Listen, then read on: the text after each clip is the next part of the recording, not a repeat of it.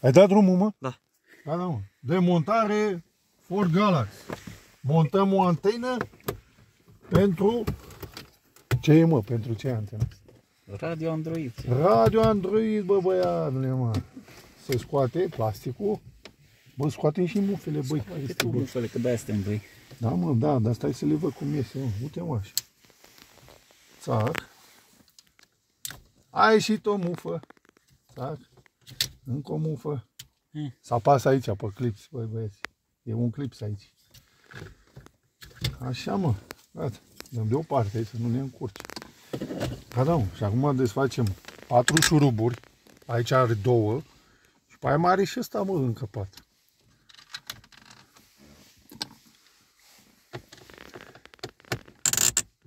Ia uite, bă, ce scârție, bă, băia.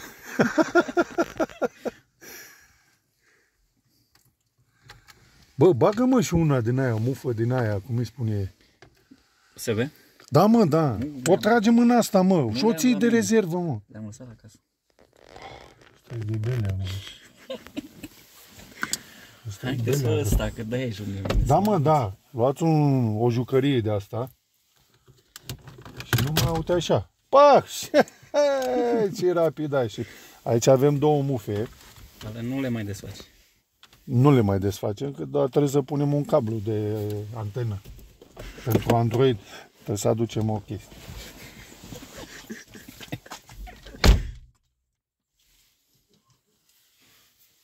Degete grose ai? Da.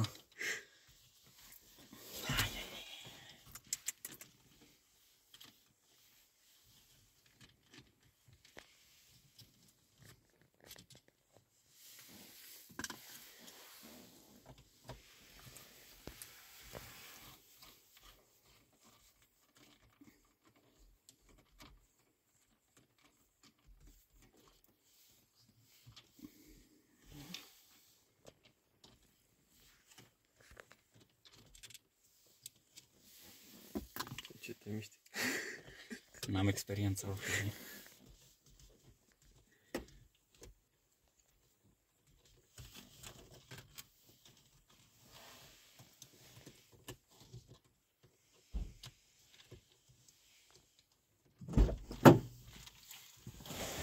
Din întâmplare aveți și o mufă USB. Bă, bag-o, mă. Și o tragi pe aici, mă. Și o lași în asta. Și când bagi un stick, poți să pui și film. Să vezi pe monitor. Serios vorbesc. Da, mă, la bag acum. Poți să-ți încarci și telefonul la el, mă, omule. Serios vorbesc. Bagi cablu și îți încarci telefonul în timp ce merge mașina, mă. Ce, mă? Căpățânat. Da, mă, da, nu vreau asta, mă. Băgă, mă. Bă, o trage aici, mă.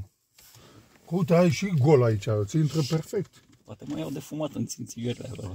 Da, mă, dacă ți intră și pachet de țigări acolo, unde să-ți intre. Ha, mă, că trage și de asta, mă. Ce, de băgat o mufă, atât. Bă, ia, mă, cu ăsta. Vezi, mă, că scula asta e importantă, mă, Cristi, bă. Bă, nu spuneți nume, că e interzis. Mă punem pe ăsta, pe Cristi, pe YouTube.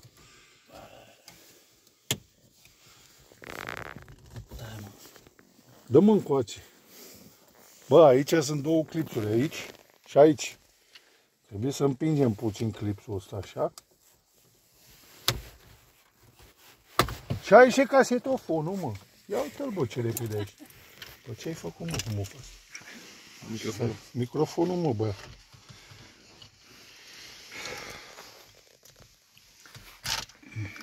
Aia e mufa de la antenă. Și digitare nu se vede nimic. Acoperă tot castofon. Digital, pe asta o scoatem, mă, frate. Vezi că are clips aici sus. Ia, ce ai făcut, mărie?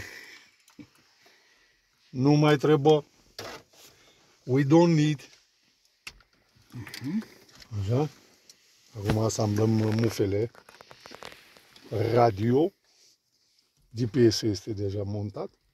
Bă, dar vezi care e verde, care e albastru. Așa, mă, așa. Țaga, paca. Bă, bagă-mă și ăsta, mă, Pleacă, Cristi. mă. Bă, bagă-mă, serios vorbi. Băi, Ce fac, stai mă mă? așa, mă. Băi, nu fi mai fi încăpățânat. Mufă USB, încărcare telefon. Puneți un USB Hai, cablu. bagă-l acolo. Un stick USB. O încărcare la telefon, un stick USB. Doar e foarte simplu, doar trageți, să-l băgați aici.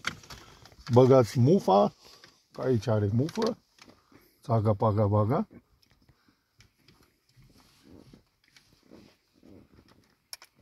Tac, tac. Așa. Băi, stai așa.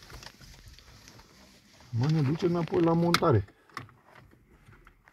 Ia să vezi când îți bagi telefonul la încărcat.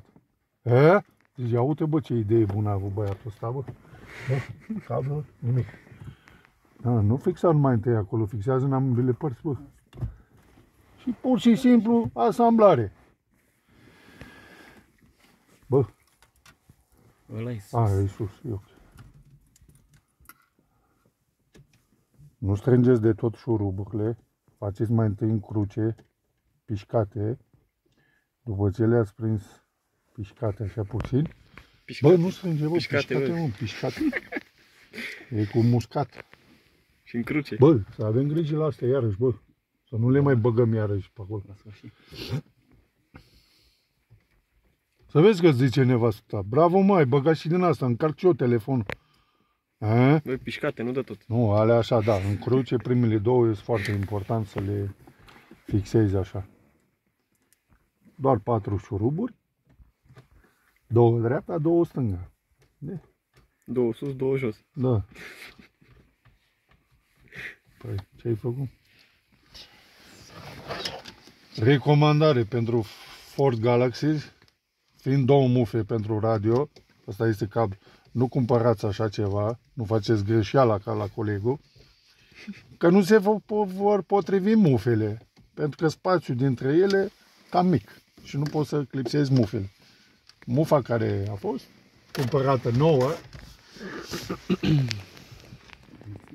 acum urmează asamblare. Bă, ăsta mă, așa mă.